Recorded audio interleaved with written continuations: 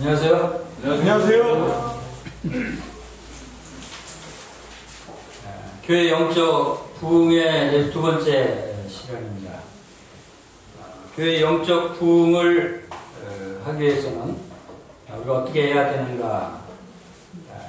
하나님께서는 어떤 말씀으로 우리를 부흥하게 하시는가에 대해서 주님 허락하시는 말씀들을 상고하고 있습니다.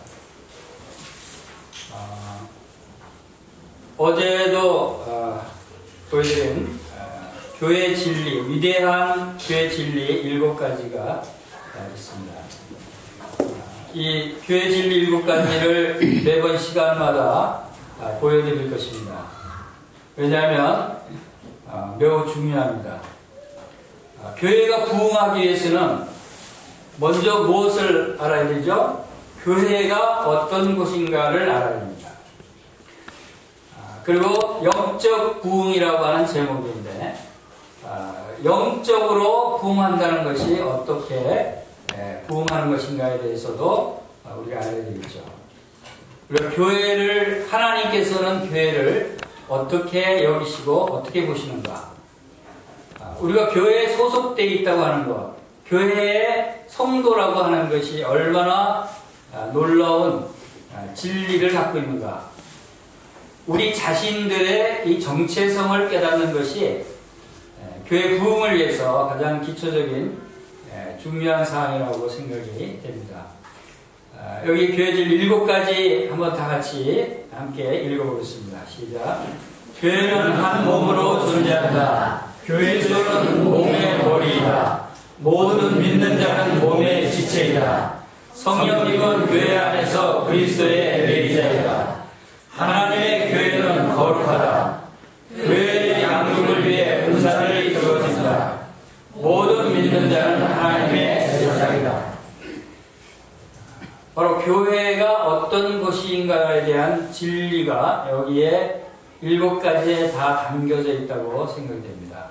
이 7가지 진리의 말씀을 여러분들이 마음에 새기길 원하는 마음이 있어요. 아예 암기를 하시면 더 좋습니다. 그러면 교회에 대해서 생각할 때 이 말씀이 생각날 것입니다. 그러면 내가 교회를 어떻게 바라봐야 되고, 교회에 어떤 일을 해야 되고, 내가 교회를 어떻게 여겨야 되는가에 대해서 생각할 수 있다고 봅니다. 그래서 이 내용을 근거로 어제 첫 시간에 교회 영적 부흥을 위한 첫 번째 조건이 바로 그리스도와 연합된 것을 우리가 아는 것이다 라고 말씀을 드렸습니다. 그래서 그리스도와 연합된 영역 14가지 영역에 대해서 말씀을 상고해 봤습니다. 그 14가지 영역이 어떤 것이었냐면, 첫 번째, 재물에 연합되었기 때문에 우리의 모든 죄가 다 용서받을 수 있었고, 죽음에 연합되어 있습니다. 그리스도의 죽음과 우리의 죽음이 연합되어 있기 때문에 우리가 옛사람을 벗어버릴 수 있고, 이제 주님이 부활하심과 함께 우리도 부활에 연합되어 있기 때문에 우리는 주님의 새로운 생명으로, 주님의 생명으로 우리가 거듭나게 되었다라고 하는 사실을 살펴봤습니다. 그 다음에 네 번째, 승천에 연합되어 있다는 것입니다. 우리도 하늘로 승천한 자들이다. 승천에 연합되어 있기 때문에 우리가 하늘에 안침바 되었다라고 말씀을 볼 수가 있습니다. 우리는 하늘에 속한 자들이고, 우리가 영적으로 얘기하는 것입니다. 우리 육신은 이 땅에 있지만 우리 영은 이미 하늘에 가 있는, 하늘에 소속되어 있는 하늘의 시민권을 가진 사람들이다 라고 하는 것입니다. 이것이 그리스도와 연합되어 있기 때문에 가능한 것이라는 것이죠. 그 다음에 그리스도의 영광에 연합되어 있기 때문에 우리는 하나님의 영광 가운데 나아갈 수 있는 것입니다. 그리스도께서 그리스도의 영광을 우리에게 주셨다라고 말씀을 하셨죠. 그리고 그리스도의 통치에 연합이 되어 있는 사람들이에요. 놀랍죠. 우리는 다 왕같은 제사장들이고 우리도 그리스도와 함께 왕노릇할 사람들이라는 거죠. 그리고 우리는 그리스도의 상속에 연합되어 있기 때문에 우리는 하늘에 속한 모든 신령한 복들을 다 우리에게 주셨어요. 하늘의 기업을 우리에게 주셨다고 하는 것이죠. 이것은 그리스도가 하늘과 땅의 모든 권세를 가지신 그분과 연합되어 있기 때문에 이러한 놀라운 축복이 우리에게도 주어졌다는 것을 살펴봤습니다. 그리고 우리는 그리스도의 생명에 연합된 자들입니다. 그렇기 때문에 우리는 영원히 살 수 있는 영생을 가진 거예요. 그리스도의 생명이 없으면 영원히 살 수 있는 사람은 아무도 없다고 하는 것이죠. 그리고 우리는 그리스도의 영과 연합되어 있는 자들이다. 바로 성령님이 그리스도의 영이고 하나님의 영이고 이제 그 성령님께서 우리 안에 들어오셔서 우리의 영이 되신 거예요. 그래서 우리 안에 누가 산다고요? 이제 그리스도께서 사신다라고 말씀을 하시는 것입니다. 그 다음에 교회에 같이 연합이 되어 있다는 것입니다. 교회는 그리스도의 몸이라고 했어요. 그리고 그 몸의 머리가 되시는 분이 그리스도이셔요. 그러면 그 몸의 지체인 우리도 그리스도와 연합돼서 한 몸을 이루고 있다는 것입니다. 그리스도와 내가 한 몸이다 라고 하는 이 진리는 말할 수 없는 놀라운 비밀을 담고 있습니다. 어떻게 그런 말을 할 수 있어요? 이 세상 사람들은 감히 할 수 없는 놀라운 진리예요. 우리가 이 교회가 이런 그리스도의 몸이라고 하는 사실을 정말 실감하고 깨닫는다면 여러분 그렇게 살지 않을 거예요. 여러분의 삶이 변할 수밖에 없을 거예요. 어떻게 그리스도와 내가 한 몸인데 내가 이렇게 살 수 있을까? 바뀌어야 되는 거예요. 그리고 그리스도의 고난과 연합되어 있다는 겁니다. 우리가 이 세상에서 받는 고난이 쓸데없는 고난이 아니에요. 불필요한 고난을 받는 것이 아니라는 것이죠. 이 세상에서 우리가 받는 이 고난도 그리스도의 남은 고난을 내 육체에 채우노라 한 사도 바울의 고백처럼 우리도 그리스도의 고난에 연합돼서 바로 이 땅에서도 고난을 받는다는 것입니다. 그래서 영광을 받기 위하여 고난도 함께 받는다고 말씀하시는 것입니다. 그리고 그리스도의 성품에 연합되어 있었다라고 하는 것을 우리가 살펴봤습니다. 그리스도의 성품이 우리의 성품이라는 거예요. 그리스도의 마음이 우리의 마음이라는 거예요. 여러분 그리스도의 성품을 가진 자들이라는 것이 얼마나 놀라운 성품들이에요. 여러분 굉장히 귀한 분들이에요. 하늘에 속한 신령한 복, 신의 성품, 그리스도의 성품을 가지신 분들이에요. 그런데 그렇게 살면 되겠어요? 그리스도의 신분에 연합된 자들이에요. 그리스도의 신분은 놀라운 하나님의 아들의 신분이에요. 놀라운 대제사장의 신분이에요. 만왕의 왕이신 신분이에요. 이 신분들에 우리도 연합되어 있다는 거예요. 우리도 하나님의 아들이죠. 우리도 왕같은 제사장들이죠. 얼마나 놀라워요. 저는 이런 말씀을 생각하면 성도들이 달리 보여요. 히브리서 3장 1절에 함께 하늘의 부르심을 입은 거룩한 형제들아 라는 말씀이 있습니다. 한번 따라해 봅시다. 함께 하늘의 부르심을 입은 거룩한 형제들아. 옆에 분들에게 인사하셨죠? 지금 다시 한번 인사하겠습니다. 거룩한 형제님, 거룩한 자매님 서로 인사하는 것이에요. 그리스도의 신분에, 거룩하신 신분에, 놀라운 신분에 연합되어 있는 분들의 형제 자매님들이, 우리 형제 자매님들이 얼마나 귀한 분들이에요. 이제 달리 보여야 돼요. 그렇죠? 그리고 그리스도의 재림에 연합되어 있다라고 하는 사실을 우리가 또 살펴봤습니다. 그리스도의 재림에 어떻게 연합되어 있죠? 그리스도께서 마지막 때 이제 이 땅을 심판하러 오실 때, 그리고 이제 천년왕국을 다스리러 오실 때 혼자 오셔요? 우리 성도들과 함께 오셔요. 먼저 죽은 자들이 부활돼서 주님께로 올라가고 또 살아남은 우리도 휴거돼서 공중에서 주님을 영접해서 그리스도 함께 이 땅에 영광 가운데 재림해서 천년왕국을 다스릴 것이라는 겁니다. 재림에 왔었어요. 승천에 연합되고 재림에 연합되고 그리스도께서 가지고 계신 모든 것들이 다 우리의 것이라고 했어요. 이런 놀라운 사실들이 그리스도와 연합되어 있는 관계로 우리에게 주어진 것이다 라고 하는 것입니다. 이러한 그 토대 위에 교회가 서 있는 것입니다. 교회의 진리는 바로 이 그리스도의 연합에서도 시작되는 겁니다. 우리의 영적인 성장도 그리스도의 이 연합에서부터 시작이 되어야 돼요. 왜 구원받은 지 오래됐는데도 성장하지 않고 영적으로 충만하지 않고 부흥이 안 되고 진보가 안 되는가? 이런 부분들 여러분들이 생각해 보셨어요? 말씀을 몰라서 성장이 안 됐나요? 말씀을 몰라서 말씀을 가르침을 받지 못해서 부흥이 안 됐나요? 그렇지 않다고 생각해요. 여러분 말씀 많이 아시죠? 지금 이 말씀 몰라서 뭘 모르고 있었던 거 아니죠? 다 아는 말씀들이에요. 그런데 왜 우리가 말씀을 아는데도 불구하고 영적으로 그리스도의 장성한 분량에까지 성장하지 못하고 교회가 부흥하지 못합니다. 이것은 우리가 지식적으로 많이 아는다고 해서 된다는 것이 아닌 것이죠. 이것은 바로 그 말씀들이 가르치는 바 내가 그리스도와의 관계가 어떤 관계인지 우리의 정체성을 올바로 안다면 바로 이러한 그리스도와 연합된 관계고 내가 놀라운 신분을 가진 사람이라는 나의 정체성을 올바로 안다면 저절로 충만해지지 않겠어요? 저절로 성장해지지 않겠어요? 성령께서 우리를 성장하도록 인도하시는 겁니다.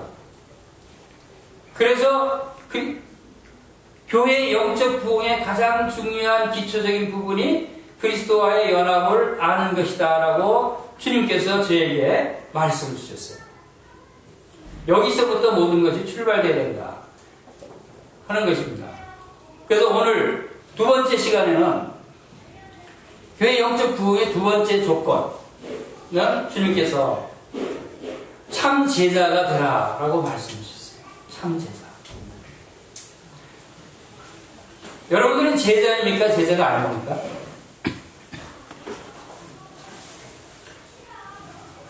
대답을 잘 못하죠. 그거 이해해요. 지금까지 많은 신앙생활을 하면서 많은 그리스도인들을 만났지만 나는 그리스도의 제자입니다 라고 하는 사람은 거의 못 들었어요. 그리스도인이라는 얘기는 많이 들었어요. 그렇죠? 여러분 그리스도인이라는 얘기는 많이 하고 있습니다. 이 제자라는 용어에 대해서 먼저 잠깐 살펴보겠습니다.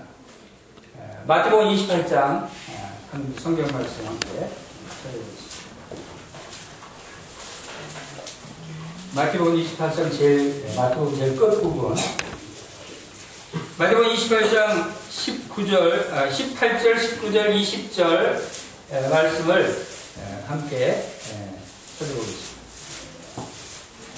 제가 읽어드리겠습니다. 예수께서 나와 말씀하여 이르시되 하늘과 땅의 모든 권세를 내게 주셨으니 그러므로 너희는 가서 모든 민족을 제자로 삼아 아버지와 아들과 성령의 이름으로 세례를 베풀고 내가 너에게 분부한 모든 것을 가르쳐 지키게 하라. 볼지어다 내가 세상 끝날까지 너희와 항상 함께 있으리라. 자, 이것은 그리스도의 지상 명령이라고도 얘기합니다. 그것은 그리스도의 가장 중요한 명령이라는 뜻이죠. 자, 이것은 우리가 잘 알고 있는 이 그리스도의 지상 명령을 보면 중요한 단어가 나옵니다. 제자라고 하는 단어가 나와요. 우리가 복음을 전한다라고 하는 얘기를 많이 하지만 실제로 주님은 마태복음 28장에서 모든 민족에게 가서 복음을 전하라 라고 말씀하지 않았어요. 그리고 제자를 삼으라 라고 말씀하십니다. 왜 복음을 전하라고 말씀하시면 더 쉬울 텐데 왜 복음을 전하라고 하지 않고 제자를 삼으라고 했을까요? 우리가 오늘도 많이 복음을 전하고 많은 사람들이 구원을 받습니다. 자, 주님이 원하시는 것은 그것이 아니라는 거예요. 주님이 원하시는 것은 복음 전에서 그 영혼이 구원받는 걸로 끝나는 것이 아니라는 거예요. 제자가 되어야 된다는 거예요. 구원받고 나서 그것을 멈춰버리면 제자가 되지 못합니다. 성장하지 못합니다. 구원받는 거하고 제자가 되는 거하고 사실상 같은 의미이지만 또 다른 의미도 나타낼 수 있어요.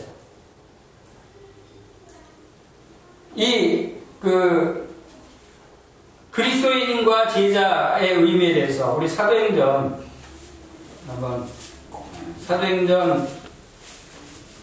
11장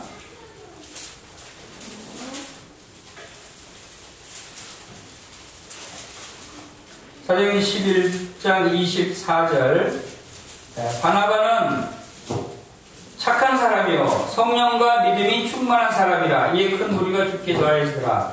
바나바가 사울을 찾으러 다소에 가서 만남에 안디옥에 데리고 와서 둘이 교회에 1년간 모여있어 큰 무리를 가르쳤고 제자들이 안디옥에서 비로소 그리스도인이라 일컬음을 받게 되었더라. 자, 그리스도인은 누구죠? 그리스도인이 누구라고 나왔죠? 그리스도인은 누구를 그리스도인이라고 하죠? 제자들을 그리스도인이라고 하죠. 그렇죠? 그리스도인이라고 하면 예수님의 제자라는 뜻이에요. 예수님의 제자들을 이제 그리스도인이라 일컬음을 받게 되는 거예요. 이 신약 성경에 그리스도인이라는 단어가 몇 번 나오는지 아세요? 그리스도인이라는 용어가 3번밖에 안 나옵니다. 그리고 신자라는 말은 2번밖에 안 나와요. 그럼 나머지는 어떤 용어가 나오니까 제자라는 용어는 무려 269번이라고 269번이나 나와요. 제자는.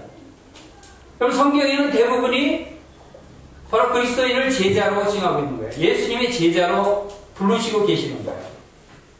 그런데 오늘날은 제자라는 용어는 들어보기 아주 힘들지만 그리스도인이라는 말은 많이 듣죠. 그리스도인이라는 얘기는 쉽게 해요.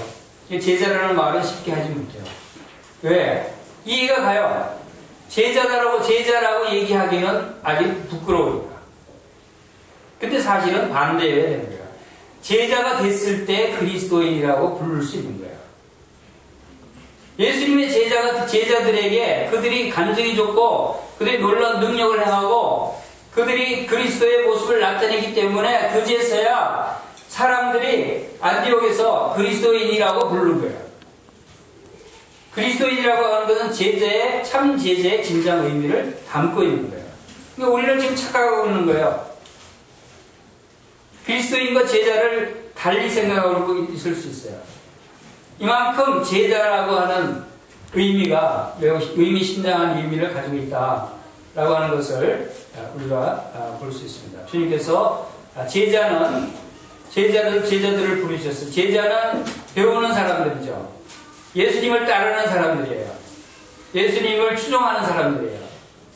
바로 그리스도 집의 사람들, 그리스도를 따르는 사람들, 그리스도께 헌신한 사람들이 제자들이에요. 교회에는 이 참 제자들이 많이 있어야 돼요. 참 제자가 없으면 교회가 절대 부흥할 수 없어요. 그러니까 주님이 원하시는 교회가 될 수가 없는 거예요. 그리스도의 참 제자들이 있지 않은데 어떻게 교회가 부흥할 수 있겠어요? 바로 주님께서 요한복음 1장이나 요한복음 5장에서 베드로나 빌립이나 또 레이나 이런 제자들을 부르셨어요. 그들이 예수님이 나를 따르라 하니까 그들이 주님을 쫓아갔어요. 그들이 주님을 쫓았을 때 모든 것을 다 버리고 주님을 따랐더라, 쫓아갔더라 이렇게 말씀하고 있습니다. 예수님을 쫓아가는 사람들, 예수님을 배우는 사람들이 제자들이다라고 하는 것이죠. 그래서 일반적으로 제자다라고 하는 모든 그리스도인들을 다, 모든 구원받은 성도들을 다 제자라고 부를 수 있어요.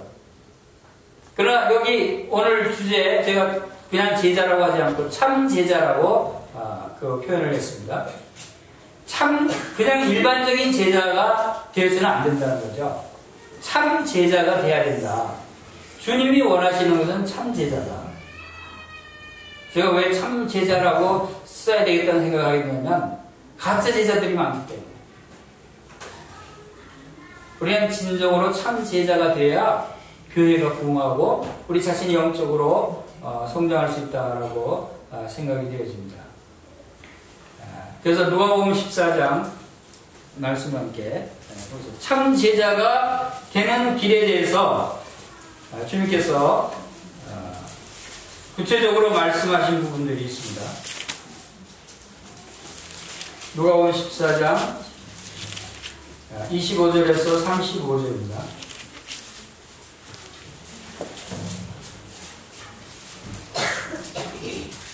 찾으시면 함께 25절에서 35절 말씀 함께 읽어보겠습니다. 시작. 수많은 무리가 함께 갈새 예수께서 돌이키사 이르시되 무릇 내게 오는 자가 자기 부모와 처자와 형제와 자매와 더욱이 자기 목숨까지 미워하지 아니하면 능히 내 제자가 되지 못하고 누구든지 자기 십자가를 지고 나를 따르지 않는 자도 능히 내 제자가 되지 못하리라. 너희 중에 누가 망대를 세우고자 할진대 자기의 가진 것이 중공하기까지에 족하는지 먼저 앉아 그 비용을 계산하지 아니하겠느냐. 그렇게 아니하여 그 기초만 쌓고 능히 이루지 못하면 보는 자가 다 비웃어 이르되 이 사람이 봉사를 시작하고 능히 이루지 못했다 하여라. 또 어떤 임금이 다른 임금과 싸우러 갈 때 먼저 앉아 1만 명으로 저 2만 명을 거느리고 오는 자를 대접할 수 있을까 헤아리지 아니하겠느냐. 만일 못할 터이면 그가 아직 멀리 있을 때 사신을 보내어 확신을 청할지니라. 이와 같이 너희 중에 누구든지 자기의 모든 소유를 버리지 아니하면 능히 내 제자가 되지 못하리라. 소금이 좋은 것이나 소금도 만일 그 맛을 잃으면 무엇으로 짜게 하려. 땅에도 거름에도 쓸데없어 내버리느니라. 들을 귀가 있는 자들은 들을지어다 하니라. 참 제자가 되는 그 길에 대해서 주님이 분명하게 말씀하시는 부분들을 몇 가지 살펴보겠습니다. 첫 번째, 참 제자는 주님을 가장 우선적으로, 무엇보다도 우선적으로 사랑해야 된다는 거예요. 무릇 내게 오는 자가 자기 부모와 처자와 형제와 자매와 더욱이 자기 목숨까지도 미워하지 아니하면 너희 내 제자가 되지 못한다. 여러분 이렇게 할 수 있어요? 지금 여러분 자기 가족들, 자기 목숨까지도 미워하면서 주님을 따르고 있습니까? 그렇지 못하다면 제자가 아직 못됐다는 거예요. 참 제자는 자기의 부모와 처자와 형제와 자매와 더욱이 자기 목숨까지도. 그런데 미워하라는 얘기를 우리가 어떻게 또 미워하지? 이렇게 생각할 수가 있어요. 근데 여기서 미워하라는 뜻은 무슨 뜻입니까? 우선순위를 얘기하는 거예요. 가장 먼저 사랑하라는 것이죠. 그래서 마태복음 10장에서 이런 말씀이 있습니다. 아버지나 어머니를 나보다 더 사랑하는 자는 내게 합당하지 아니하고 아들이나 딸을 나보다 더 사랑하는 자도 내게 합당하지 아니하며. 바로 주님보다 더 사랑하는 사람이 있으면 비록 그것이 가족일지라도 합당하지 않는 거예요. 그것은 우리가 왜 주님께서 이러한 말씀을 주실까? 그래서 이 말씀을 이해하고 받아들일 수 있는 사람은 어떤 사람인가 하면 어제 우리가 살펴본 그리스도와 온전히 연합된 것을 깨달은 사람은 이 말씀을 받아들일 수 있어요. 그렇지 않으면 이 세상의 인간적인 생각과 이 세상의 상식과 이러한 지식으로는 납득이 안 가는 거예요. 어떻게 가족보다 더 사랑해요? 어떻게 가족은 미워하고 주님을 사랑했는데? 이것은 이 세상들이 사람들이 이해할 수 없는 말씀이에요. 그러나 그리스도와 우리가 하나로 온전히 한 몸으로 연합되어 있다는 사실을 깨닫는 사람은 그리스도를 가장 먼저, 가장 우선적으로 최선의 사람을 그리스도를 사랑해야 된다는 거예요. 왜? 그리스도가 나와 한 몸이니까. 그렇지 않습니까? 내 몸이니까. 그리스도는 내 몸이에요. 그러니까 당연히 가장 모든 것보다 더 먼저 사랑할 수 있다고 하는 것입니다. 이것이 그리스도의 연합을 깨닫는 중요한 이유가 되는 것입니다. 그리고 우리가 잘 아는 창세기 22장에서 하나님께서 아브라함을 시험하시려고 내 독자 이삭을 번제로 바쳐라 라고 얘기했을 때 아브라함이 그 말씀을 순종하고 자기 아들 이삭을 번제로 바친 것입니다. 이것은 구약에 나오는 말씀이지만 이것이 하나님을 얼만큼 사랑하는가를 단적으로 잘 나타내 보여주고 있는 사례라고 생각이 됩니다. 하나님이 아브라함에게 무엇을 시험하셨을까요? 물론 말씀에는 이제야 내가 나를 경외하는 줄 알았다 라고 말씀하셨죠. 하나님을 경외하는 줄 이제 알겠다 라고 했어요. 아브라함이 어떤 행동을 통해서 하나님을 경외하는 줄을 알았다고 했어요? 그것은 아브라함이 하나님께 내 아들 그리고 내 어떤 독자? 사랑하는 독자. 내 아들 내 사랑하는 독자 이삭을 데리고 모리아 땅으로 가서 거기서 번제로 드려라. 아브라함에게서 독자 하나밖에 없는 그 아들은 아브라함의 전부였어요. 하나님께서 약속하신 내 후손이 바다에 모래알 것처럼 하늘에 수많은 별보다 더 많으리라. 이런 약속을 받은 유일한 독자 이삭 아들이었어요. 아브라함이 그 이삭 아들을 얼마나 사랑했겠어요. 얼마나 귀하게 생각했겠어요. 그런데 그 아들을 바쳐요. 그리고 하나님도 아셔요. 아브라함이 이삭을 사랑하는 줄. 내 사랑하는 독자 이삭이라고 그랬죠. 그런데 그것을 시험하신 거예요. 그런데 아브라함은 그 유일한 귀중한 사랑하는 아들을 바쳤습니다. 그것은 무엇을 의미합니까? 그 이삭보다 누구를 더 사랑했어요? 하나님을 더 사랑했기 때문에 내가 사랑하는 이삭을 바칠 수 있었다. 하나님이 그것을 아시고 참으로 네가 나를 경외하는구나.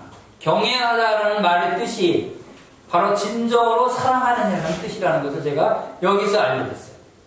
하나님을 경외한다는 것이 하나님을 진정으로 사랑하는 마음이 아니면 경외할 수가 없다는 것입니다. 아브라함이 하나님을 경외하는 것을 아는 것은 아브라함의 독자고 이삭보다 먼저 더 하나님을 사랑하는 모습이 하나님을 경외하는 모습이다 라고 하는 것을 알게 된 것입니다. 그 다음에 두 번째, 참 제자는 자기 십자가를 져야 된다라고 말씀하십니다. 누구든지 자기 십자가를 지고 나를 따르지 않는 자도 능히 내 제자가 되지 못하리라. 여러분들도 다 자기 십자가를 지고 있죠. 우리의 십자가를 우리가 회피할 수 없는 것입니다. 그러나 이 십자가는 무엇을 의미합니까? 이 십자가는 바로 죽음을 의미하는 것입니다. 고난을 의미하는 것입니다. 다른 사람을 위한 대속 제물로 바쳐지는 것을 의미해요. 그리고 예수님의 십자가에는 얼마나 많은 귀중한 진리들이 담겨 있는지 몰라요. 자기 십자가를 지라는 것은 나의 십자가를 진다는 것은 내가 그 십자가를 짐으로 인해서 내 가족들, 내 이웃들, 내 교회 성도들, 지체들 모든 사람들을 위해서 내가 희생할 수 있다고 하는 것이에요. 다른 사람을 위한 희생의 제목이 되는 거예요. 내가 힘들고 어렵더라도 다른 사람을 위해서 나는 그것을 감수하겠다는 거예요. 자기를 위해서 자기 십자가를 지는 것이 아닙니다. 예수님이 자신을 위해서 십자가를 지는 것이 아니에요. 예수님이 바로 우리를 위해서 십자가를 지셨어요. 우리도 우리의 십자가를 지라고 말씀합니다. 우리의 십자가를 지지 않는 사람들은 바로 주님의 제자가 될 수 없다는 거예요.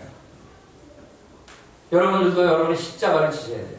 여러분의 십자가가 여러분 자신의 유익과 자신의 부귀 영화를 위해서 하는 고난과 어려움들을 자기 십자가라고 생각하면 안 됩니다. 그거는 자기 십자가가 아니에요. 그건 자기 유익을 위해서 지는 것은 십자가가 아닙니다. 우리가 가끔 착각합니다. 자기가 어려운 일이 있으면 그냥 무조건 내가 내 십자가를 져야지. 자기 유익을 위해서 지면서. 주님은 자기 유익을 위해서 십자가를 진 것이 아니라는 것이죠. 우리는 다른 사람을 위해서 희생되는 것. 때로는 억울한 일을 당할 수도 있어요. 때로는 나에게는 아무 유익이 없지만 성도들이 평안하고 성도들이 도움을 얻고 성도들이 유익이 된다면 내가 피곤하고 힘들지라도 내가 어려운 일을, 어려운 봉사를, 어려운 헌신을 할 수 있다. 이것이 주님을 위한 십자가예요. 성도들을 위한 십자가고 교회를 위한 십자가를 내가 지는 거예요. 이것이 참 제자의 모습이다 라고 하는 것입니다. 그럴 때 주님께서는 그 고난을 통해서 우리에게 영광을 주신다는 것입니다. 세 번째, 다시 한번 따라해보세요. 참 제자는 자기를 부인한다. 또 무리에게 이르시되 아무든지 나를 따라오려거든 자기를 부인하고 날마다 제 십자가를 지고 나를 따를 것이니라. 예수님의 제자는 자기를 부인하고 날마다 제 십자가를 지라. 우리의 십자가를 질 때 자기를 부인하라는 것은 자기 유익을 구하지 말라는 것이죠. 자, 자기를 부인한다 라고 하는 의미를 제가 곰곰이 좀 생각을 해봤습니다. 어떤 모델이 정말 나를 부인하는 모델일까? 주님이 몸소 본을 보이셨어요. 주님은 제자들의 스승이에요. 제자는 주님을 본받고 주님을 배우고 주님의 하신 말씀, 주님의 행하신 일들을 배우고 본받고 따르는 것이죠. 그래서 주님을 생각할 때 주님은 자신을 어떻게 부인하셨을까 하는 것을 생각했을 때 주님이 참으로 많은 부분에서 놀랍게 자기를 부인하신 모습을 볼 수가 있었습니다. 그것은 주님이 십자가에서 고난당하실 때 우리 마태복음 26장 보겠습니다.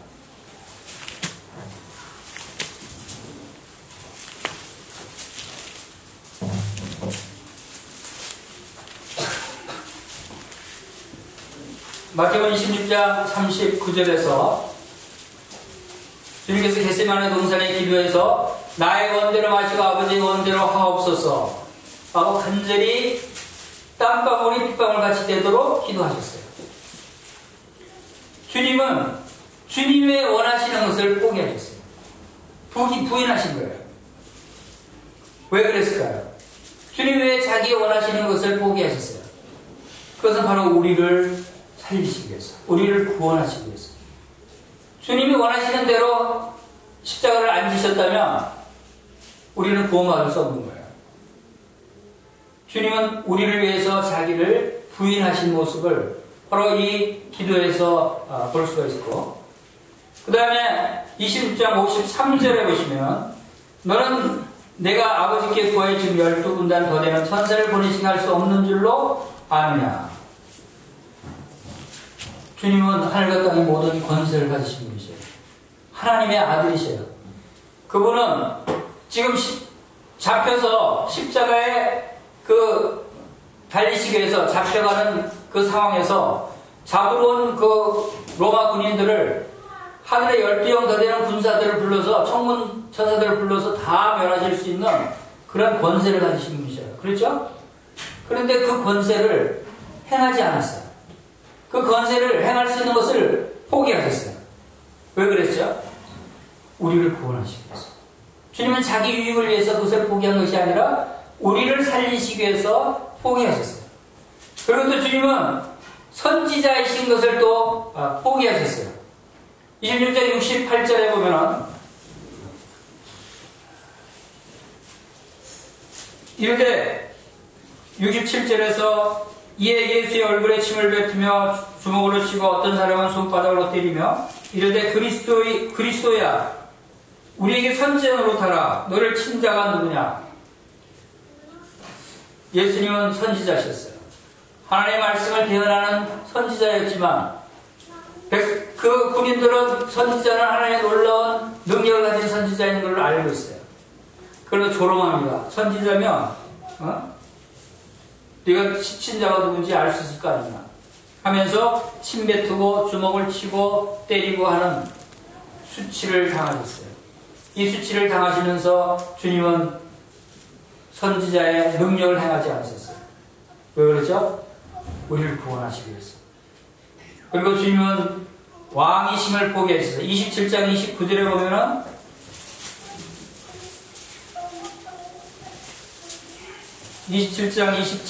이에 총독의 군병들이 예수를 데리고 관정 안으로 들어가서 온 군대를 그에게 모으고 그의 옷을 벗기고 홍포를 입히며 가시관을 엮고 그 머리에 씌우고 갈대를 그 오른손에 들고 그 앞에 무릎을 꿇고 희롱하여 이르되 유대인의 왕이여 평안할지어다 하며 침을 뱉고 갈대를 빼앗아 그 머리를 치더라. 희롱을 다한 후 홍포를 벗기고 도로 그의 옷을 입히며 십자가에 못 박으러 끌고 가네. 유대인의 왕이면 너희 그것을 다 물리치고 십자가에서 내려올 수 있는데 왕이면서 조롱을 합니다. 심지어는 때리면서 침을 뱉고 희롱합니다. 진짜 왕이시죠. 왕이신 예수님이 얼마나 그 조롱과 희롱과 수치를 당하시면서 그 마음이 아프셨겠어요. 우리 같으면 못 참고 당장 십자가에서 내려와서 다 로마 군인들을 멸하셨을 거예요. 그러나 주님은 그렇게 하지 않으셨어요. 우리를 구원하시기 위해서 우리의 죄를 용서하시기 위해서 십자가에 달리셔야 했기 때문에 하나님의 아들이심을 포기하셨어요. 주님은 이러한 놀라운 일들을 부인하신 거예요. 자기 자신을. 바로 우리의 구원을 위해서, 우리의 죄사함을 위해서, 우리의 영원한 생명을 얻게 하시기 위해서 이러한 일들을 다 부인하셨다 하는 것을 볼 수가 있습니다. 이러한 것들을 통해서 우리 또한 우리의 억울한 일을 당하고 어려운 일을 당하고 또 괴로운 일을 당할지라도 수치를 당할지라도 그러나 그것이 성도들을 위한 일이고 가족들을 위한 일이고 이웃들을 위한 일이라면 우리는 그것을 우리 자신을 부인하고 그 일을 우리의 십자가를 질 수 있어야 한다는 것이죠. 네 번째, 참 제자는 자기의 모든 소유를 버려야 한다고 말씀하십니다.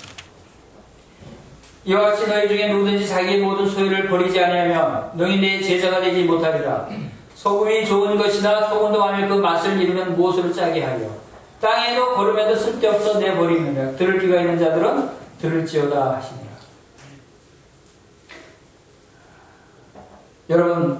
여러분의 모든 소유를 다 버릴 수 있어요? 이 부분에서 많은 사람들이 세상으로 돌아가죠. 예수님께로 나왔던 사람도 바로 자기의 모든 소유를 버려야 한다는 얘기를 듣고는 영생 얻기를 포기하고 돌아가는 청년이 있어요.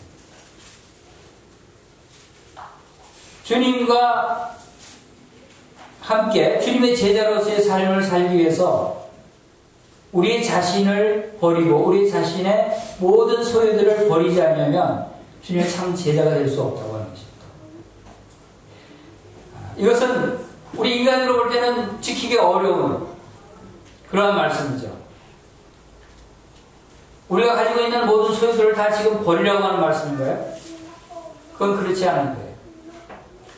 주님, 우리의 마음이 내가 그리스도와 연합돼서 그리스도와 한 몸을 이룬 진정한 내 안에 그리스도께서 사시는 것이고 내가 그리스도로 행한다고 하는 그러한 그리스도와 참으로 연합되어 있는 이 진리를 믿는 사람은 나의 모든 소유가 내 것이 아니라는 것을 믿게 되는 것입니다. 나의 모든 가족이 내 것이 아니고 주님의 것이고 나의 모든 소유가 다 주님의 것이다라는 사실을 믿게 되는 거예요. 우리가 육신적으로 생각할 때는 도저히 순종할 수 없는 말씀같이 보여요. 그러나 이것은 우리가 영의 사람이라는 것을 주님이 말씀하시는 것은 모든 말씀 다 영의 생명이라고 하셨어요.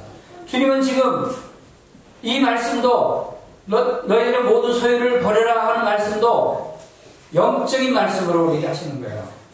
우리 영에게 말씀하시는 거예요. 우리 영은 주님과 연합돼서 한 몸이 된 주님의 모든 소유를 이미 가지고 있는 주님의 성품을 다 가지고 있죠. 주님의 신분을 우리가 다 함께 가지고 있죠. 주님의 모든 소유를 다 가지고 있어요. 그렇게 믿는 사람은 이 세상에서 내가 누리고 있고 소유하고 있는 것들은 하찮은 것으로 보일 수 있다는 것입니다. 그리고 그것은 다 주님을 위해서 사용되시고 주님을 위해서 드려질 수 있는 나는 단지 충성스러운 주님의 청지기일 뿐입니다 라고 고백할 수 있는 거예요. 그래서 여러분들의 지금 재물이 있고 가족들이 있고 재능이 있고 많은 것들이 가지고 있다 할지라도 그것을 주님의 것으로 여기고 주님께 드리는 삶을 사는 거예요.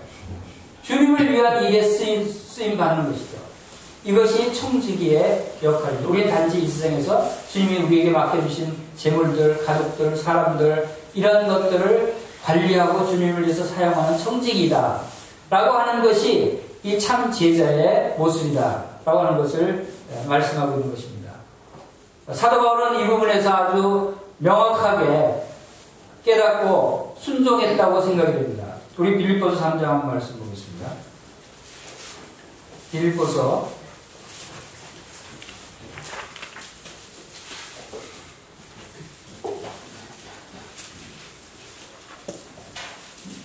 3장 7절에 그러나 무엇이든지 내게 유익하던 것을 내가 그리스도를 위하여 다 해로 여길 뿐더러 또한 모든 것을 해로 여김은 내 주 그리스도 예수를 아는 지식이 가장 고상하기 때문이라. 내가 그를 위하여 모든 것을 잃어버리고 배설물로 여김은 그리스도를 얻고 그 안에서 발견되려 함이라. 내가 가진 의의는 율법에서 나는 것이 아니오 오직 그리스도를 믿음으로 말미암은 것이니 곧 믿음으로 하나님께로부터 난 의인이라. 사도 바울은 과거에 많은 것들을 누리고 가졌던 사람입니다. 그러나 그가 누리고 가졌던 많은 것들이 이제는 그리스도를 위해서는 다 해로 여길 수밖에 없는 것들이었다는 거예요. 오직 사도 바울은 그리스도와 한 몸으로 연합된 이 귀중한 진리를 깨달았기 때문에 그가 가지고 있는 다른 모든 것들은 그리스도와 연합돼서 한 몸으로 내가 그리스도와 함께 살아가는 이때에는 그런 것들이 다 무익한 것들이다. 그래서 그런 무익한 것들은 다 버렸다는 것입니다. 배설물로 여겼다는 것은 쓰레기와 같이 여겼다는 것이죠. 우리가 가지고 있는 것들이 주님을 위해서 유용하게 사용되어질 수 있는 것들이 많이 있습니다. 그래서 우리가 그것을 어떻게 여기냐에 따라서 이것을 주님을 위해서 내가 이 재물들을 귀하게 사용할 수 있는 주님의 재물이다 라고 여기는 것과 또 주님을 위해서 살아가는데 이 재물들이 다 소용없어 다 배설물도 버려 이렇게 생각하는 건 다른 것입니다. 우리는 모든 것을 주님을 위해서 살아가야 되고 주님을 위해서 사용되어야 한다고 생각이 드는 것입니다. 새로운 사람은 이제 사도 바울이 모든 것을 잃어버리고 배설물로 여겼으면 이제 아무것도 남은 것이 없습니까? 그러나 사도 바울은 더 많은 것들을, 더 하늘에 속한 모든 신령한 것들을 더 풍성하게 누렸어요. 그래서 그가 많은 서신서들을 통해서 교회들에게 풍성한 하늘의 축복들을 기록할 수 있었다고 생각합니다. 새로운 생명을 얻은 새로운 피조물이 된 새로운 사람은 모든 것이 새로워진 거예요. 우리의 소유도 새로운 것들로 바뀌는 겁니다. 우리의 소유는 이제 새로운 것들로 풍족하게 부여하게 된 거예요. 그것은 이 땅에 있는 것이 아닌 거죠. 이 땅에 있는 것들은 잠깐 후에 없어질 것이고 썩어 없어질 것들이지만 우리에게는 영원한 것들이 이제 풍족하게 주님께서 주신 것들이에요. 하늘에 속한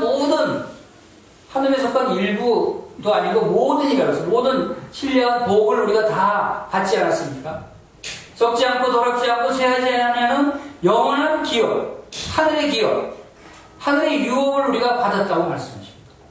이것들이 얼마나 지금 우리가 가지고 있는 재물과 재산과 모든 것들에 비교할 수 없을 정도로 얼마나 놀라운 것들입니다. 이런 것들을 우리가 생각하면 참 제자의 삶을 살 수 있다 하는 것입니다. 그 다음에 다섯 번째 참 제자는 살아있는 재물이 되어야 하는 것입니다. 우리 빌립보서 2장 6절 보겠습니다. 우리가 잘 아는 말씀이죠. 그런 근본 하나님의 본짓이나 하나님과 동등됨을 취할 것을 여기지 아니하시고 오히려 자기를 비워 종의 형체를 가지사 사람들과 같이 되셨고 사람의 모양으로 나타나사 자기를 낮추시고 죽기까지 복종하셨으니 곧 십자가에 죽으십니다.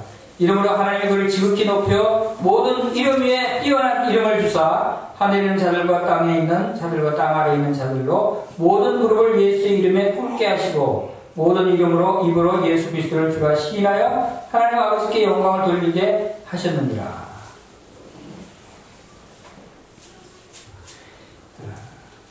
주님께서 자기를 낮추시고 죽기까지 복종하신 모습을 봅니다. 죽기까지 순종하신 모습입니다. 그것이 십자가에 죽으신 모습으로 말씀하고 있습니다. 우리가 순종한다고 하는 것은 무엇을 의미하는 것입니까? 우리가 주님께 순종해야 된다고 이야기하고 여러분 순종하는 삶을 살아야 된다고 얘기합니다. 하나님 말씀에 순종해야죠. 그렇죠? 자, 주님의 순종의 모습은 어떤 모습으로 나타나셨어요? 주님은 하나님께 순종하고 복종했는데 그것이 어떤 모습으로 나타났어요? 십자가의 죽음이에요. 십자가의 죽음은 뭐였어요? 주님 바로 우리를 위하신 대속 제물로 죽으셨어요. 십자가의 대속 제물로 죽으신 것이 순종의 결과입니다. 여러분 하나님의 말씀에 순종한다는 것이 바로 이런 것입니다. 여러분 놀라지 마세요. 여러분 하나님의 말씀에 순종한다면 여러분은 대속 제물로 죽어야 돼요. 여러분이 참 제자라면. 왜? 예수님의 본을 쫓아가야죠. 예수님이 순종하심으로 십자가에서 죽으셨잖아요. 그 우리의 선생 대신 바로 예수 그리스도를 쫓아가는 참 제자라면 우리도 그와 같은 순종을 해야 되지 않겠어요? 그러면 우리의 순종이 어떤 모습으로 나타나야 된다고요? 죽어야 됩니다. 십자가의 죽음. 그래서 자기 십자가를 지고 나를 쫓지 않으면 참 내 제자가 될 수 없다는 거예요. 자기 십자가를 지라는 것이 바로 순종의 모습이에요.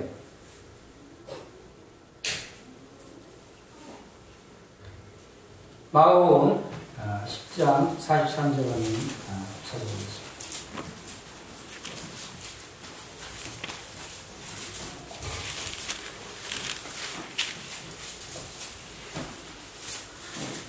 마가복음 10장 43절부터 읽어드리겠습니다. 너희 중에는 그렇지 않을지니 너희 중에 누구든지 크고자 하는 자는 너희를 섬기는 자가 되고 너희 중에 누구든지 어떻게 되고자 하는 모든 사람의 종이 되어야 하리라. 인자가 온 것은 섬김을 받으려 함이 아니라 도리어 섬기려 하고 목숨을 많은 사람의 대속물로 주려 합니다. 주님께서 이 땅에 오신 것은 섬김을 받으러 오신 것이 아니라고 그러셨죠? 섬기러 오셨다고 했어요. 여러분 이런 얘기만 했죠. 저는 강북교회를 섬기는 누구누구입니다. 우리가 누구한테 소개할 때 여러분들이 교회를 섬긴다라고 표현을 많이 하죠. 실제 여러분 교회를 섬기고 있죠? 섬기는 분이 없는 거죠. 교회를. 자, 우리가 교회를 섬긴다, 주님을 섬긴다고 얘기를 합니다. 섬기는 것이 뭐 어떻게 하는 거예요? 섬기는 거예요? 주님은 섬기는 모습이 어떤 모습이었어요? 주님이 섬긴 모습은 그 목숨을 많은 사람의 대속물로 주신 것이에요. 여러분이 강북교회를 섬긴다고 얘기할 수 있으려면 여러분의 목숨을 강북교회를 위해서 바쳐야 돼요. 그래야 주님이 섬기는 그러한 섬김을 나타낼 수 있는 것입니다. 이것은 무엇을 의미하냐면 교회와 여러분은 한 몸이라는 거예요. 우리가 주님과 한 몸으로 연합됐듯이 여러분은 교회의 한 몸이고 그 몸의 지체라고 그러잖아요. 말로만 지체라고 그럴 거예요. 진정 우리가 교회를 섬긴다면 교회를 위해서 내가 목숨을 바치도록 충성해야 되는 거예요. 죽도록 충성하라는 말씀을 하셨어요. 내가 교회의 지체라고 하는 의미가 이 교회라는 것이 이 세상의 어떤 단체나 조직이나 공동체나 이런 것이 아니에요. 교회를 공동체라고 얘기하는데 저는 그게 말이 안 돼요. 진정한 교회의 의미를 잘 나타내지 못해요. 교회는 몸이라고 했어요. 나의 몸이에요. 내가 나의 몸을 위해서 무엇을 할 수 있어요? 나의 몸을 위해서 목숨까지 바칠 수 있어야 돼요. 내 뼈를 교회를 위해서 묻을 수 있어야 돼요. 그것이 진정한 교회의 지체로서의 참 제자의 모습이에요. 만약에 그렇게까지 생각하지 못한다면 그것은 아직도 주님이 원하시는 그러한 단계까지 오지 못했다고 생각해요. 주님이 그 본을 보이셨어요. 주님은 교회를 위해서 자신을 주셨다고 말씀하셨어요. 그리스도께서 교회를 위해서 자신을 내주신 것 같이 우리도 교회를 위해서 자신을 내어주라고 말씀하시는 거예요. 교회가 하나님의 집이에요. 교회는 바로 하나님께서 계신 것이고 하나님의 성전이다라고 말씀을 하시는 것입니다. 우리 로마서 12장 1절 다 암송을 하죠? 잘 알죠? 한번 다시 한번 읽어보겠습니다. 시작. 그러므로 형제들아 내가 하나님의 모든 자비하심으로 너희를 권하노니 너희 몸을 하나님이 기뻐하시는 거룩한 산 제물로 드리라. 이는 너희가 드릴 영적 예배입니다. 우리가 잘 아는 이 말씀에 여러분 순종하고 있어요? 이게 무슨 뜻이에요? 거룩한 산 제물로 드리라. 산 제물은 뭐예요? 살아있는 우리 몸을 목숨을 바치라는 거예요. 누구를 위해서? 하나님께 산 제물로 드립니다. 자, 여러분 하나님께 산 제물로 드릴 그러한 믿음을 갖고 있죠? 하나님을 위해서 내가 죽을 수 있다는 믿음을 가지고 있죠? 그러면 보이지 않는 하나님을 위해서 내가 그것을 지금 실행한다면 어디다가 목숨을 바쳐야 돼요? 하나님이 계시는 교회예요. 하나님이 교회에 계시는 거예요. 이 교회가 하나님의 집이에요. 하나님을 내가 사랑하고 하나님을 위해서 내가 목숨을 바치자고 하는 사람이 교회를 등한시한다? 그것은 잘못된 거예요. 잘못. 그것은 뭔가 착각하고 있는 거예요. 교회는 하나님이에요. 하나님께서 이 세상에 두신 유일한 하나님의 형상이 교회예요. 예수 그리스도의 유일한 형상이 교회예요. 그래서 교회가 대단히 매우 제가 표현할 수 없을 정도로 중요한 것이 교회다. 이것을 깨달을 때 교회는 부흥할 수 있는 거예요. 우리 자신이 부흥할 수 있다라고 생각이 되어집니다. 녹음 22장 19절에 20절 말씀 우리가 만찬 예배를 드릴 때 자주 사용하는 말씀이죠. 이거 다시 한번 읽어보겠습니다. 시작. 또 떡을 가져 감사하기도 하시고 떼어 그들에게 주시며 이르시되 이것은 너희를 위하여 주는 내 몸이라. 너희가 이를 향하여 나를 기념하라 하시고 저녁 먹은 후에 잔도 입고 하시라 이르시되 이 잔은 내 피로 세우는 새 언약이니 곧 너희를 위하여 붓는 것이다. 우리가 만찬 예배를 매주마다 드립니다. 만찬 예배를 드릴 때 그 만찬 예배를 드리는 의미가 무엇인가를 우리가 자주 생각하죠. 이 만찬은 예수 그리스도의 죽으심과 부활과 재림을 기념하고 감사드리는 것이죠. 또 이 거듭난 성도들이 영적인 예배를 드리는 집중적으로 함께 모여서 하나님께 영광을 돌리고 찬양을 돌리고 예배드리는 유일한 모습이 만찬 예배 모습입니다. 그리고 초대교회도 모일 때마다 자주 이 만찬 예배를 드림으로써 하나님께 영광을 돌리는 모습을 우리가 볼 수가 있어요. 자, 이 만찬 예배를 드리는 것이 의미가 그것이 다인가요?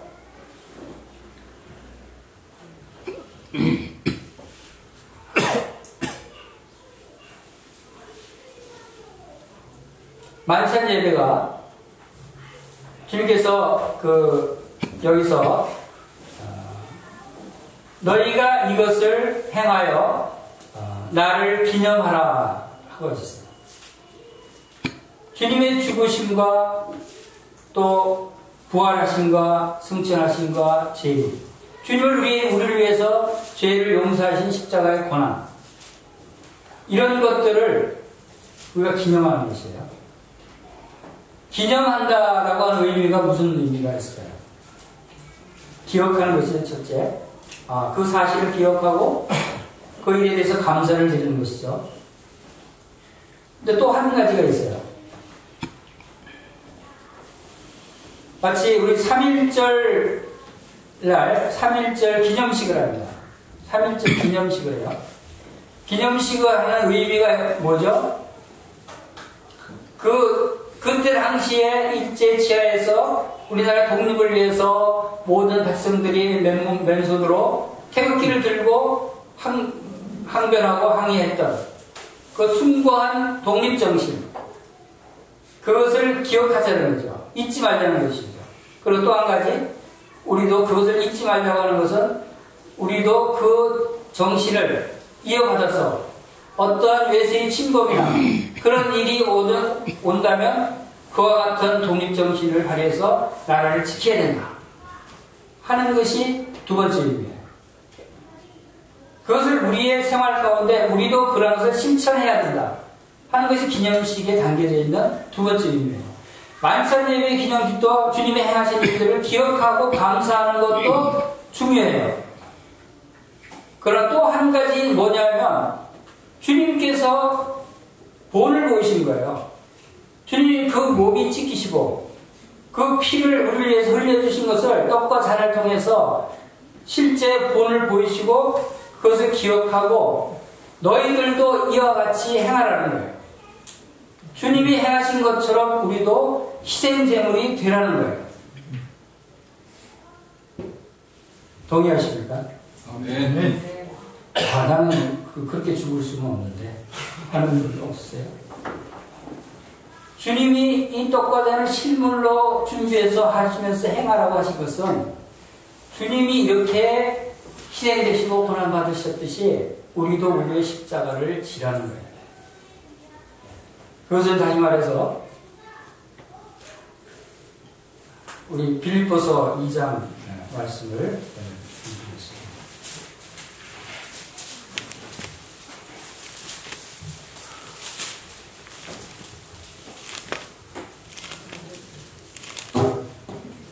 자, 빌립보서 2장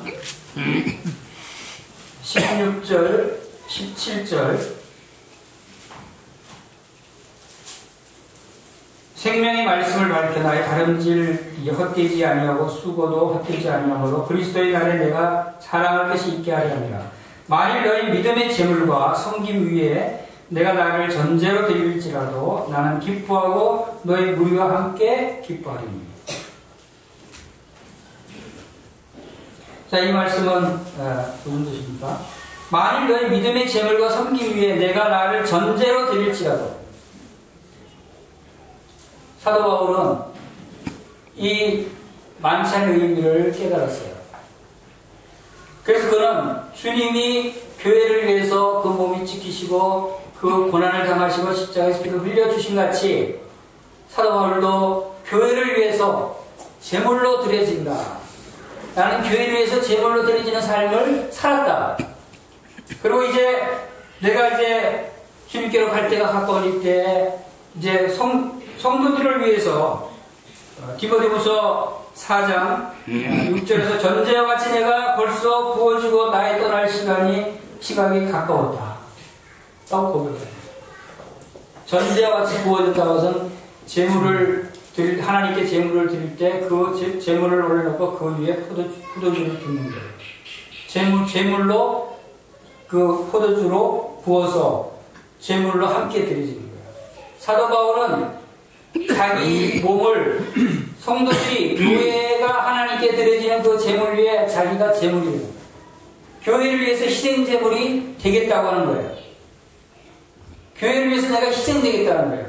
그리고 그런 생각으로 그런 믿음으로 지금까지 살아오고 이제 마지막 주님 나라 갈 때 가까운 이때 이제 마지막으로 내가 부어지겠다. 전제로 부어지겠다.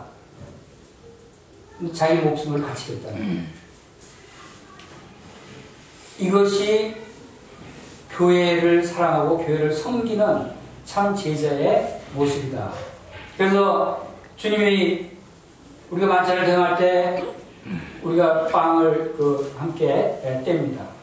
그 찢겨지는 빵, 부어지는 포도주, 이건 주님이죠. 주님의 몸이 찢겨졌어요. 그 포도주가 부어지는 주님의 피가 부어졌어요. 이와 같이 우리도 우리 몸이 교회를 위해서, 성도를 위해서 찢겨지자는 거예요. 내 피가 교회를 위해서 부어지자는 거예요.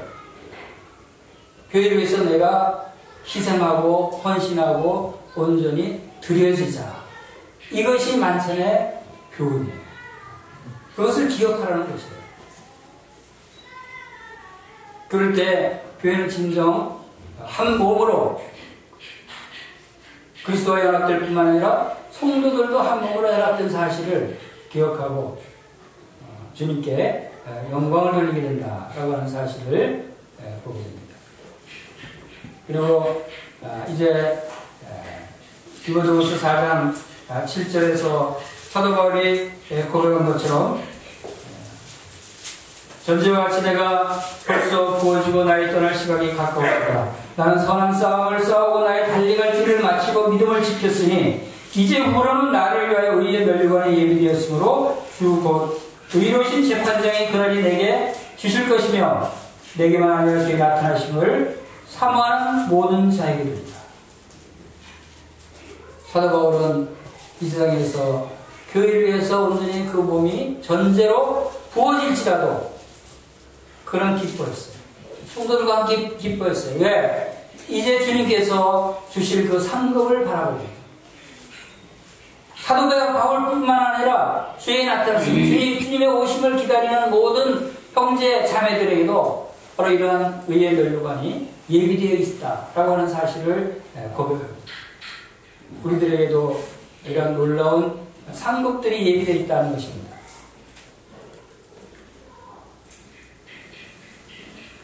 이 상급이 언제 주어집니까? 우리가 주어질 상급은 주님께서 이 땅에 재림하실 때, 이제 교회 시대가 끝나고 주님이 공중 재림하십니다. 그때 이제 성도들이 휴거돼서 공중에서 주님을 영접할 때 그리스도의 심판대가 있다고 말씀을 하십니다. 그리고 어린 양의 혼인잔치까지 있고 그때 땅에는 7년 환란기를 통해서 적그리스도가 지배하면서 7년 환란기가 이어지게 되고 이제 7년 환란기 끝 무렵에 주님께서 이제 심판하러 이 지상에 성도들과 함께 재림을 하게 되고 그리고 천년왕국이 이어지고 또 흰보좌의 심판이 있은 후에 사단과 그의 추종자들이 불못으로 던져지는 심판을 받고 새하늘과 새 땅이 이어지는 이러한 하나님의 경륜이 지금 계획되어 있고 이제 주님께서 재림하실 때가 이미 임박한 가까운 때에 와 있다라고 하는 사실들을 우리가 알 수가 있습니다. 주님의 나타나심을 사모하는 모든 자들에게 그리스도의 심판대에서 상급이 예비되어 있다는 것입니다. 바로 사도 바울 그리고 많은 제자들은 이 상급을 바라보고 이 땅에서 고난을 기쁘게 고난을 맞았다는 것을 우리가 알 수가 있습니다. 자, 이러한 그리스도의 심판대와 또 흰 보좌의 심판대를 거쳐서 이제 모든 하나님의 경륜이 끝나게 될 것입니다. 자, 이제 마지막으로 참 제자의 사명에 대해서 마태복음 28장으로 다시 돌아가서 마태복음 28장에서 아까 우리 읽은 그 말씀에서 모든 민족을 제자로 삼으라 라는 말씀 마태복음 28장 말씀을 한번 다시 살펴보겠습니다. 그러고 나서 모든 민족을 제자로 삼아 아버지와 아들과 성령의 이름으로 세례를 베풀고 내가 너에게 분부한 모든 것을 가르쳐 지키게 하라. 볼지어다 내가 세상 끝날까지 너희와 항상 함께 있으리라 라고 말씀하십니다. 자, 이 마지막 주님께서 지상 명령으로 주신 사명이 제자로 삼으라는 것입니다. 우리가 제자로 삼기 위해서는 우리가 참 제자가 되어야 되겠죠. 우리 자신이 제자가 될 때 우리는 제자를 삼을 수 있는 것입니다. 그리고 두 번째, 침례를 베풀라는 것입니다. 침례를 베풀라는 것이 대단히 중요한 것이죠. 이것은 침례를 통해서 그리스도와 연합됐다는 사실을 깨닫고 연합된 몸으로 살아가라는 것입니다. 그리스도와 함께 내가 십자가에 죽었고 그리스도와 함께 내가 부활을 낸 자로 새로 거듭난 새로운 생명으로 그리스도와 함께 그리스도께서 내 안에 사시는 그러한 믿음의 삶을 살아야 한다는 것이 믿음의 기초예요. 그래서 구원받으면 바로 침례를 필수적으로 받아야 하는 것입니다. 그리고 침례를 받고 그걸로 끝나는 것이 아니라 침례의 의미를 잊지 말아야 돼요. 그것이 그리스도의 연합이에요. 그리고 말씀을 가르쳐 지키게 해야 하라고 말씀을 하셨습니다. 그리고 세상 끝날까지 내가 너 항상 함께 있으리라고 말씀하셨어요. 이 말씀의 뜻은 뭡니까? 주님께서 이 세상 끝날이 있다는 것을 의미하는 것이죠. 그리고 이 세상 끝날까지 내가 너희들도 함께 있을 테니까 도와주고 힘들 때 인도하고 함께 할 테니까 걱정하지 말라는 것입니다. 그러니까 세상 끝날까지 너희들은 순종하기만 하는 것이에요. 바로 참 제자는 주님의 말씀을 순종하기만 하면 필요한 것, 위험에서부터 구원하는 것, 모든 것들을 주님께서 다 도우시고 해결해 주신다고 하는 것입니다. 근데 이 마지막 때 주님이 오실 이 끝날이 이제 임박해 있다고 하는 사실을 우리가 또 알아야 됩니다. 주님 오실 날이 침이 임박해 있다는 사실이 우리가 잊지 말아야 할 사항 중이고, 또 주님이 함께 하심으로써 우리가 우리의 모든 것을 공급하시는 공급자 되시는 하나님이시다 라고 하는 것을 우리 출애굽기에서 하나님께서 모세에게 말씀하신 하나님이 누구시냐에 대한 말씀을 생각하게 됩니다. 모세가 하나님을 누구십니까? 제가 백성들에게 가서 누구라고 누가 보내서 왔다고 얘기할까요? 저도 하나님이 누구신지 잘 모르겠습니다. 했을 때 하나님이 뭐라고 하셨어요? 하나님 모세에게 이르시되 나는 스스로 있는 자다. 스스로 있는 자다라고 하는 뜻이 뭔가요? 왜 하나님이 그 중요한 시기에 모세같이 아무것도 할 수 없는 연약한 사람을 그 위험한 것에 보내면서 하나님의 그 거대한 하나님의 계획을 이루시기 위해서 200만 명이나 넘는 수많은 사람들을 이제 이끌어내야 되는 그 엄청난 일을 맡기시면서 하나님께서 누구시냐고 그러니까 그 물을 떼는 거예요. 하나님이 정말 얼마나 대단하신 분이고 얼마나 많은 능력하신 분인가를 알려주셔야 제가 가서 얘기하지 않겠습니까? 이런 뜻이잖아요. 그런데 그 말씀을 안 하시고 나는 스스로 있는 자이라 이 말씀을 하셨어요. 여기에 엄청난 비밀이 담겨져 있다는 거예요. 그래서 C.H. 맥켄토시는 모세오경 그 강해서에서 이렇게 해석을 했습니다. 나는 스스로 있는 자다라고 하는 것은 I am that I am 이라는 뜻이에요. I am 하고 그 다음에 가로를 넣는 거예요. 나는 누구누구다. 나는 나다. 예수님도 이 말씀을 사용하셨어요. 예수님도 나는 목자고 나는 생수고 나는 생명의 떡이다. 많은 말씀들을 이 문구를 이용하셔서 하셨어요. 이것은 마치 하나님께서 모세에게 백지수표를 주셨다. 하나님께서 백지수표를 주신 것과 똑같아요. 백지수표는 어떤 거예요? 아니, 한국은행에서 가령 자기가 백지수표를 여러분들이 받았다 라고 생각해 보세요. 얼마짜리 드릴까요? 백지수표 한 100만원짜리 백지수표 드릴까요? 100만원 쓰시겠어요? 백지수표는 자기가 쓰는 대로 자기가 쓸 수 있는 거죠. 100만원 쓸 사람 없을 것 같아요. 백지수표를 받았는데 100만원만 써야지. 그러면 이게 얼마죠? 10억. 10억. 금방 나오네요. 돈에 아주 밝은 거예요. 전지훈련. 그러시구나. 형님은 10억 쓰실 거예요? 공 6개 더 써야지. 10억도 못 살려요? 10억이면 뭐 평생 먹고 살지 않겠어요? 안 돼. 그럼 공 3개 떴어요? 그럼 이건 얼마죠? 조 단위로 들어요. 1조. 아, 1조는 충분하죠. 그죠? 근데 더 쓸 칸도 없어요. 170표 한 1조 정도는 쓰겠죠. 다들 이게 아주 감이 커요. 자, 한국은행에서 보증하는 수표는 내가 1조를 써서 갖다 써도 마음대로 활용할 수 있어요. 쓸 수 있어요. 한국은행이 보증하니까. 하나님이 보증하는 170표가 우리에게 있어요. 나는 스스로 있는 자다 하는 의미는, 자, 우리 하나님께서 하루에가 무엇이든지 채워넣으실 수 있다는 거예요. 하나님은 나의 구원자가 되신다는 거예요. 하나님은 나의 주권자가 되신다는 거예요. 하나님은 나의 목자가 되시기도 하고, 하나님은 나의 생명이 되시기도 하고, 하나님은 나의 승리가 되시기도 하고, 나에게 필요한 걸 공부하시는 공급자가 되시기도 하고, 지켜주시는 보호자가 되시기도 하고, 나의 기쁨이 되시기도 하고, 나의 평안도 되시고, 나의 안식도 되시고, 나의 소망도 되시고, 나의 모든 것이 되신다는 의미예요. 왜 이것이 필요하냐? 이스라엘 백성들이 출애굽에서 홍해바다를 앞두고 있을 때 그 엄청난 홍해바다를 어떻게 건널 수 있어요? 그 바다를 건너게 하시는 분이 하나님이시다. 스스로 계시는 하나님이 바다를 가르실 수 있는 능력이 하나님이시다. 광야에 들어가서 먹을 것이 없는데 뭘로 먹어요? 나무도 풀도 없고 곡식도 없고 아무것도 없는데 하늘에서 만나를 내려주셔서 무려 40년 동안 한 끼도 굶지 않게 하시는 놀라운 능력을 하나님께서 나타내 보이십니다.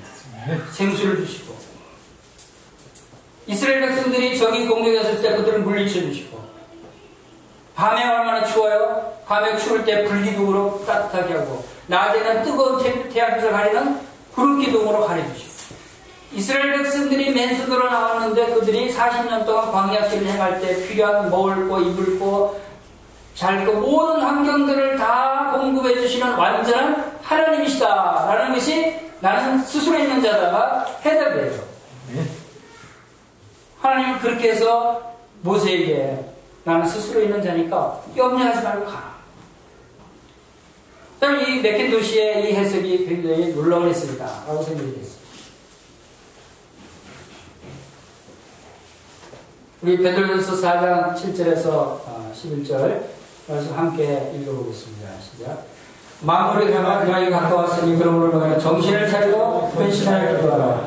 무엇보다 뜨겁게 서로 사랑할지니 사랑은 허다한 죄를 덮느냐. 서로 대적하기를 원망 없이 하고 각각 은사를 받은 대로 하나님의 여러 가지 은혜를 받은 선한 청지기같이 서로 봉사하라.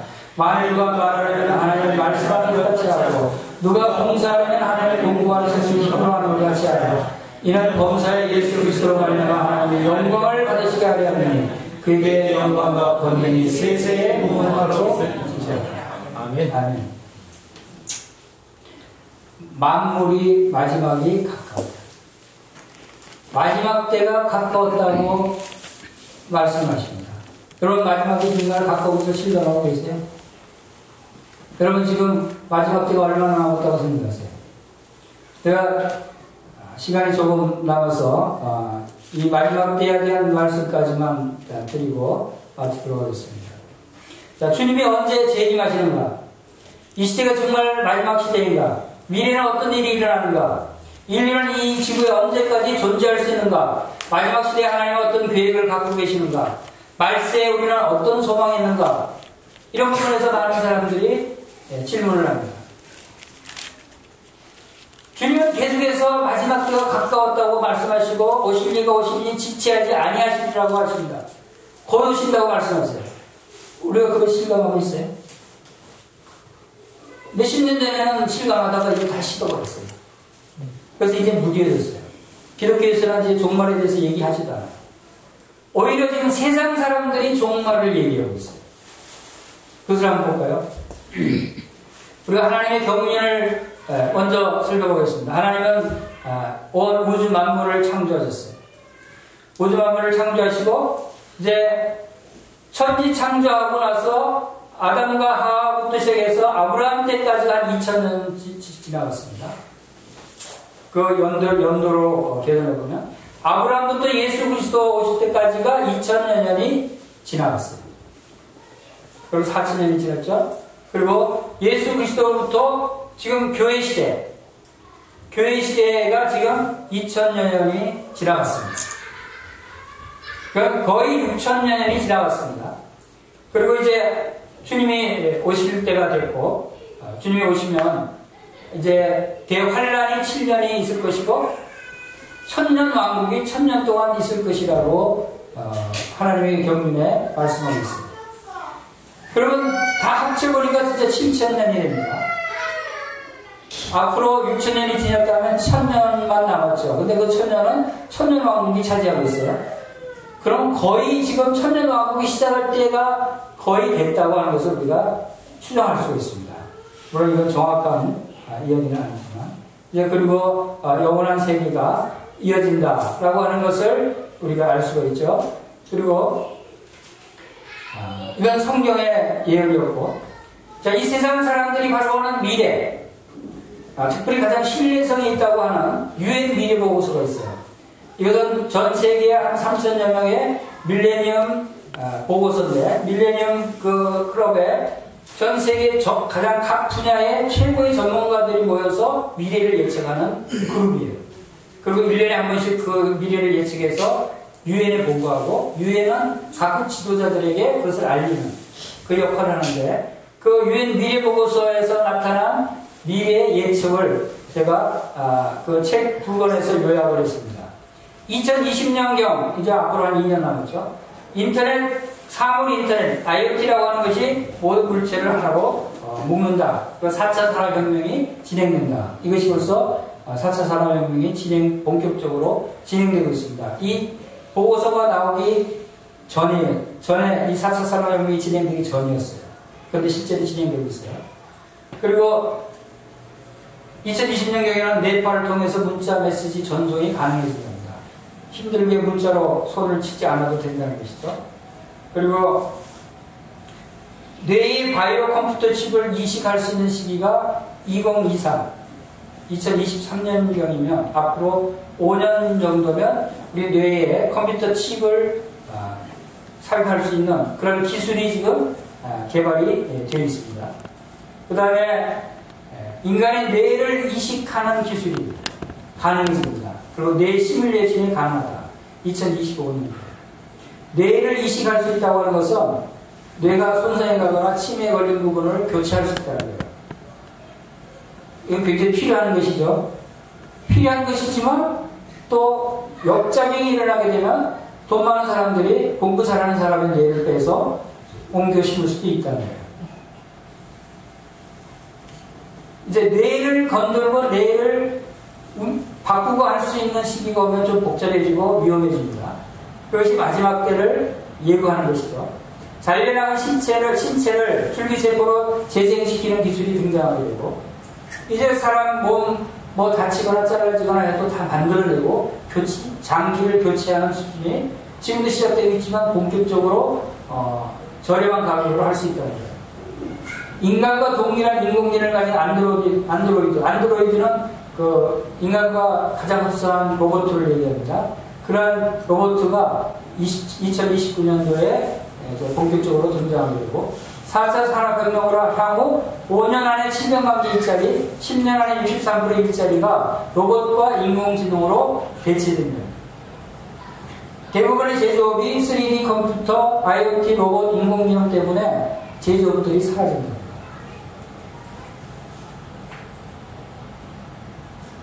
그리고 칩을 몸에 이식하는 바이오폰 시대가 2030년입니다. 그래서 무슨 얘기냐면, 이 스마트폰이 지금 들고 다니기 귀찮죠? 잊어버릴 분들도 있고, 이제 몸속으로 삽입할 수 있어요. 이 시기가 2030년이라고 과학자들이 얘기하는데, 2016년도 다보스 포럼에서는 7년 후면 가능해진다고 또 땡겼어요. 그래서 이제 휴대폰 들고 다니지 않아도 몸속에 들어가 있는 휴대폰으로 내가 마음껏 통화하고 문자 보내고 할 수 있는 시대가 이제 몇 년 안 남았어요. 6, 7년 남아 있는 거죠.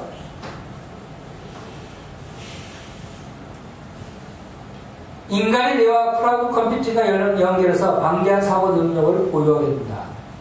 자, 인간의 뇌, 우리가 알고 있는 지식은 한계가 있지만 지금 인터넷 세계에 들어가면 무궁무진하게 전 세계 지식이 다 들어가 있죠.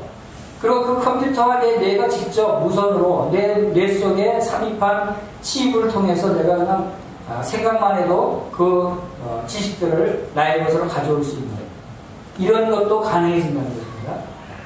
이 앞으로 공부 열심히 할 필요 없겠죠. 암이 전복되고 인류 평균 수명이 130세에 도전합니다. 이제 500세 프로젝트가 시작이 됐어요. 구글에서 500세까지 살게 해주겠다. 인간의 그 욕망은 한이 없습니다. 유럽연합이 사라지고 세계 정부가 등장합니다. 적그리스도 시대에는 세계 정부가 등장해서 세계 정부가 통치하게 될 시대가 적그리스도 시대입니다. 그것을 세상 사람들이 예측하고 있는 거예요. 생명체의 순간이동이 가능해집니다. 이것도 꿈같은 얘기가 계획되고 있고 가상현실이 완벽하게 진행됩니다. 2039년 되면 이런 것들도 상당히 사람의 삶을 바꿔놓을 수 있는 것들이죠. 가상 텔레파시가 개인 소통 수단으로 이용되고 세계 인구가 100억 명이 되고 물질을 자유자재로 재구성하는 그런 나노기술이고 그리고 또 우리가 눈여겨볼 것이 인공지능, 우리가 잘 알고 있는 바둑을 이긴 인공지능에 대해서 많이 알고 있죠. 인공지능이 이게 아주 위험한 기술이다라고 하는 것을 알 수 있습니다. 2045년 정도 되면 이 인공지능이 인간의 지능을 모든 분야에서 월등히 뛰어넘는다 그래요. 그러면 그 2045년부터는 인간이 인공지능을 통제할 수가 없습니다. 그래서 그 시기를 특이점이라고 해요. 그래서 과학자들이 그 특이점이 오면 그 이후에는 인간이 인공지능에게 지배를 당할 수도 있고 인공지능이 인류를 멸망시킬 수도 있고 어떻게 할지 지금 예측이 불가능해지는 상황이 온다 라고 하는 겁니다. 이것이 가장 두려운 그런 일 중에 하나고 그 다음에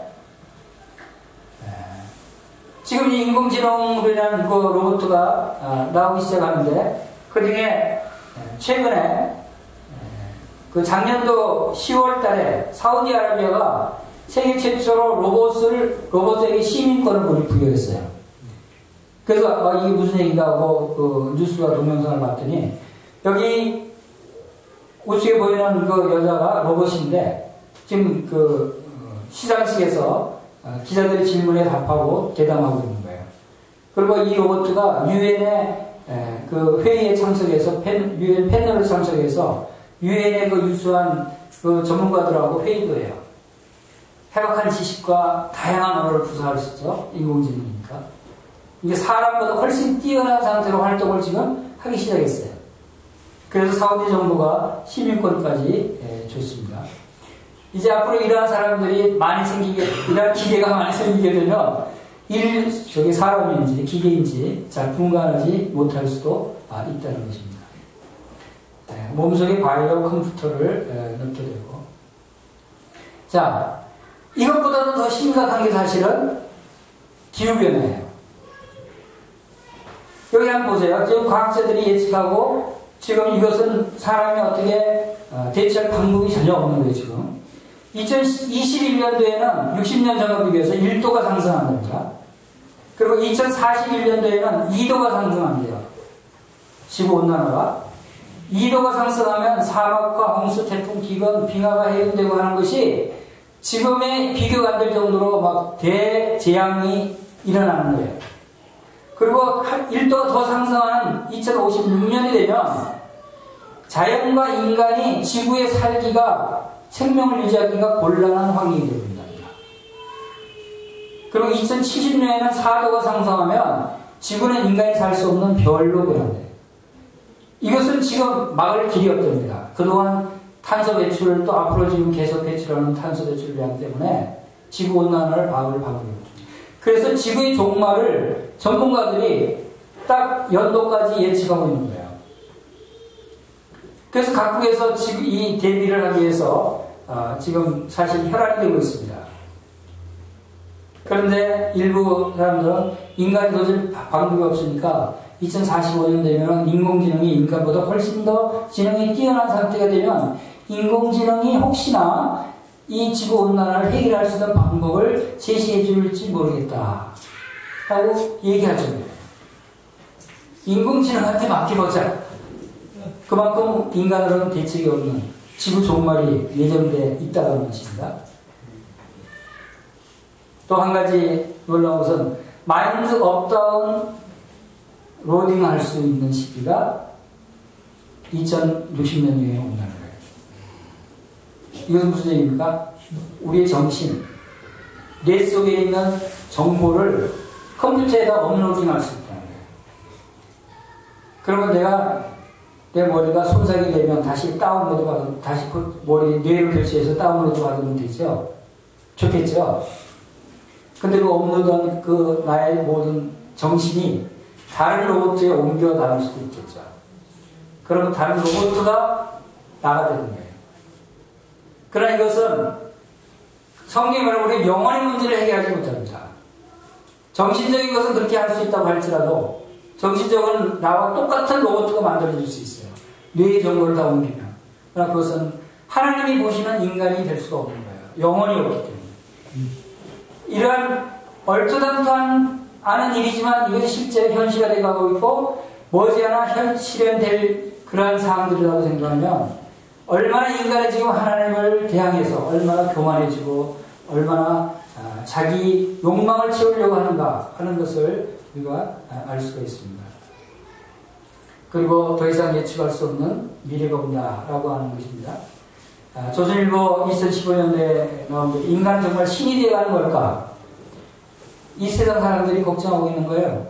그리스도인들이 걱정하는 것이 아니라 인간은 문자 그대로 자신을 신처럼 바꾸려고 할 것이다. 생명체를 설계하고 자신의 몸과 정신을 변형하고 이런 일들이 생겨요. 실리콘밸리 혁신가들은 행복, 정의, 영원한 삶을 약속해 준대요. 영원한 생명을 줄 수 있다고 얘기하는 거예요. 실리콘밸리 엔지니어들이 정신을 업로드하고 다운로드 받으면 영원히 살 수 있는 거예요. 몸이 쓰러지면 계속 바꾼다는 거죠.